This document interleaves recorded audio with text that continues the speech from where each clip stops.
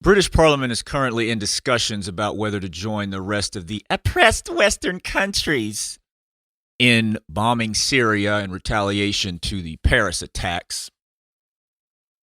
I'm following the story on various news outlets, both liberal and conservative. I'm also following the story on Twitter with the most prominent hashtag being Syria vote. And what strikes me is the disconnect between the discussion in government and what is actually going on with the British people in the streets and with this hashtag. All of the polls that I've seen have said that the British people are somehow overwhelmingly for the strikes, and only because of some missteps in the Conservative Party rhetoric have they determined that Syria strikes are somehow less popular. This is not what I'm seeing on the Syria hashtag. What I'm seeing is page after page, comment after comment of people saying that there needs to be a long-term solution, and I can say definitively now that 99.99% of the people on this hashtag are saying that Syria should not be bombed. Now, I have no way of proving whether all of these people are British, but you'd assume it because there are plenty of pictures on the ground. There are also plenty of live streams of the protests. So a great majority, you'd have to assume, of these people are actually in the thick of this. This is in direct contrast not only to the discussions in government, but also the figures that these media outlets are giving about how the British people are agreeing or disagreeing with the strikes. The polls say that the British people are still overwhelmingly for the strikes. I know that many people might question the scientific nature of checking a Twitter hashtag to read the temperature of a people, but I would question the scientific nature of polling. As a matter of fact, I think polling is less scientific. I have never been polled. No one that I know has ever been polled. I'm in the United States, but the US and the UK are as thick as thieves.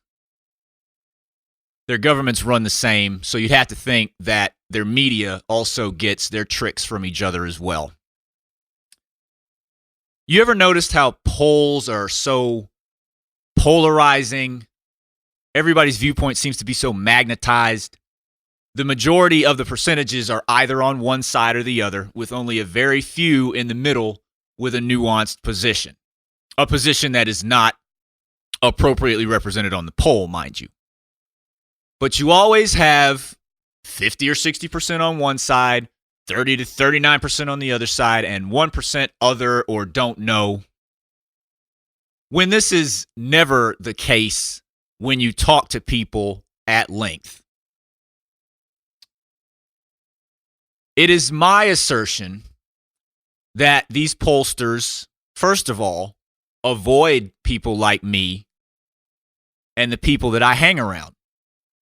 Our decisions are much more nuanced. They are not coerced by any outside entity, such as an employer or any ideology, because we owe nothing to political parties. In general, we're not rich enough to contribute to political campaigns in the size that would be relevant. However, we are economically independent on a personal level. So I would say to any detractors who might ask me to scientifically prove the relevance of a Twitter hashtag, why don't you scientifically prove the relevance of a poll that is going directly against what I am seeing from real people in real time? Also, in order to get these kinds of polarized results, these magnetized results that read very well on television, you have to go to people who are impressed by an ideology or are coerced by some kind of other entity. The dregs, basically. People who are not economically independent, people who have time to be polled, and people who set themselves up to be around these pollsters because they're not around me. Productive people who have their own businesses and who contribute to society every day. If they're not around us, where are they? I have to say that I'm pleasantly surprised. I'd like to commend the British people. I love to meet all of these people who are on this Twitter hashtag, who are clamoring for peace, who are taking Yvette Cooper to task for somehow disagreeing with all of the government propaganda but still voting for airstrikes.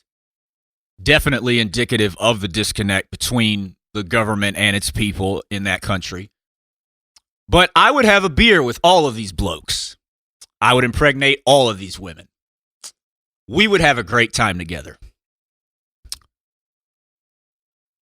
In all seriousness, peace is the answer, because the more you bomb, the more terrorists, and I put that in quotes, you create.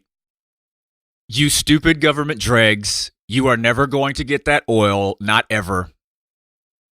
I look forward to connecting with like-minded people on YouTube, off of YouTube, so that we can create a world that looks more like the reality of the Twitter hashtag and not the false narrative of the media polls. That world is dying. All of us owe it to ourselves and to our children to bury it as quickly as possible.